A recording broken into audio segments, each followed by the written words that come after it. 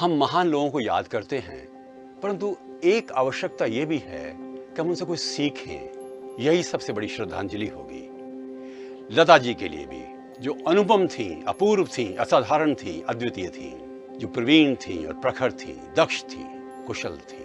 क्या सीखें उनसे हम? पहली चीज तो लता जी से सीख सकते हैं कि यदि कठिनाई आए तो हमें मजबूत रहना है। 13 वर्ष की आयु में पिताजी चले गए, 4 भाई बहन, परिवार का सारा बोझ। संगीत में रुचि थी, पिता ने सिखाया था, गीत गाने लगी। मंच पर जाकर मराठी थिएटर में भी 25 रुपया मिला पहले गीत का। कोशिश की फिल्मों में जाने की, पर आवाज जो है पतली थी उस वक्त की गायिकाओं की तुलना में, और प्रतिष्ठित गायिकाएं थीं। नूरजहां, अमीरबाई कर्नाटकी, जोराबाई अंबाला वाली, सुरैया जैसे बहुत महान नाम थे। इनको समय लगा, पहले इनको स्वीकार नहीं किया गया। ये प्रयत्न करती चली गई, हिम्मत नहीं हारी, आगे बढ़ती चली गई, और 20 वर्ष की आयु में 1949 में भाग्य का सितारा चमक उठा। 22 गीत उस वर्ष उनके लोकप्रिय हुए। आएगा आने वाला, अब वो आ चुकी थी।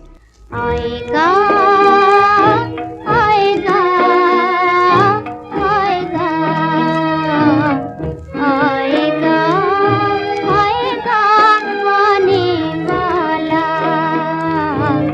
आएगा आएगा आने वाला। महल, अंदाज और बरसात ने उनको एक नया रूप दिया, एक नई पहचान दी।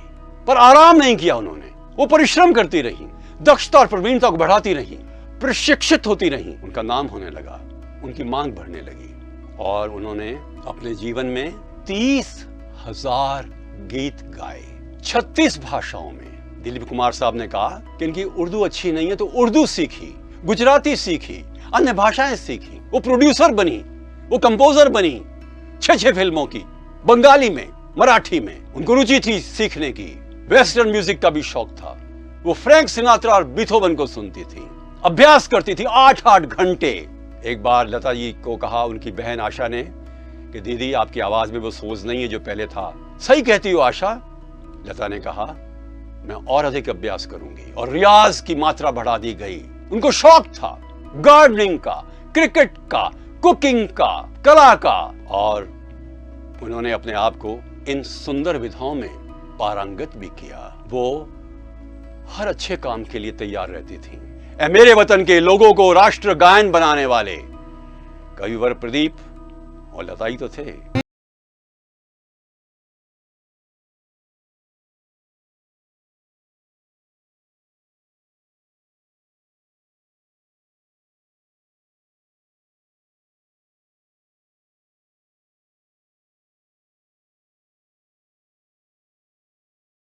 आंखों में आंसू आ गए थे, और इसीलिए देश का हर नेता, हर अभिनेता, हर कलाकार, हर नागरिक उनका सम्मान करता रहा है।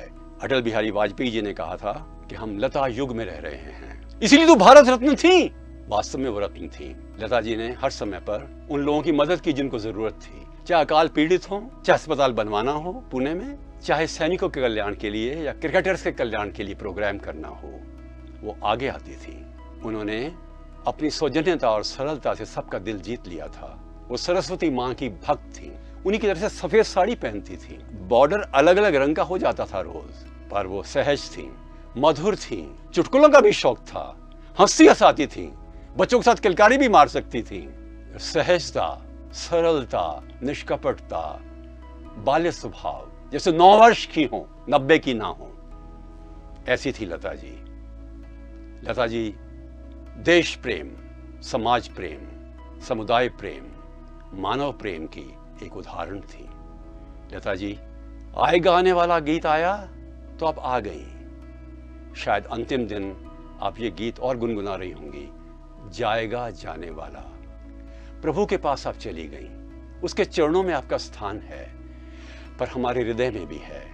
हम भूलेंगे नहीं, हम स्मरण करते रहेंगे और सीखते रहेंगे आपकी सरलता, निष्कपटता, सहजता, तल्लीनता, प्रखरता, अध्यवसाय, श्रेष्ठता की खोज और कल्याण की भावना को लेकर आगे बढ़ने की तमन्ना आप हर समय पर जीवित रहेंगी, हर मानव के हृदय में।